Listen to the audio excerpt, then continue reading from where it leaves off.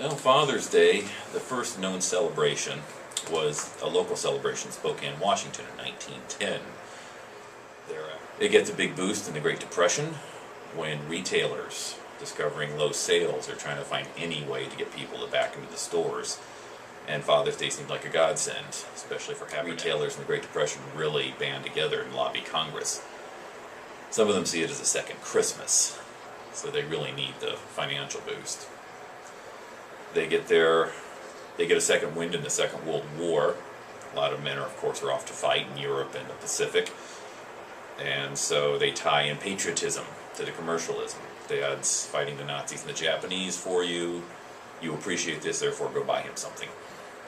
By the end of the Second World War, it's become a national ritual.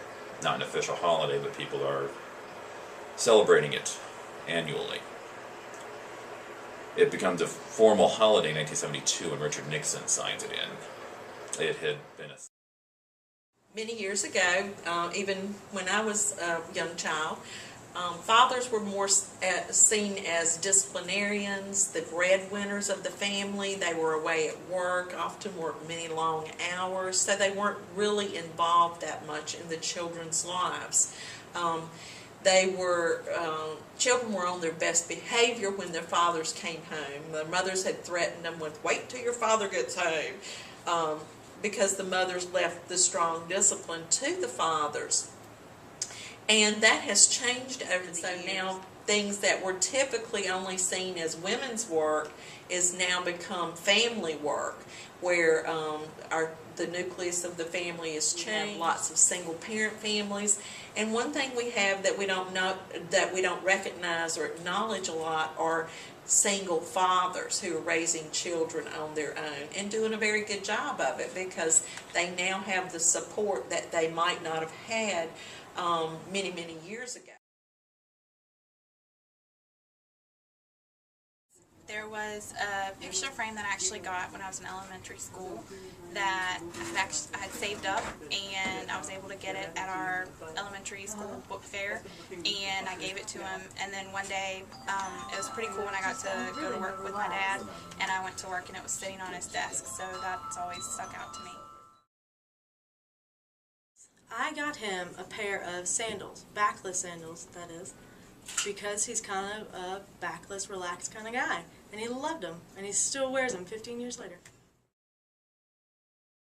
Father's Day, after my daughter was born in March, her baby dedication was on Father's Day. Every year my church does a baby dedication. So she was, dedicated to Christ that day, so that was a favorite gift. Me personally, I think, well, first of all, my son, which is a gift. It was the best gift that I've received. As far as giving my dad a gift, I think it's just representing him well. I think that's the biggest gift as kids that we can give back to our parents, is representing them well. Just a special time to, honor your father, and, but it's just a thing, you show your father how much it means to you. spending time with him.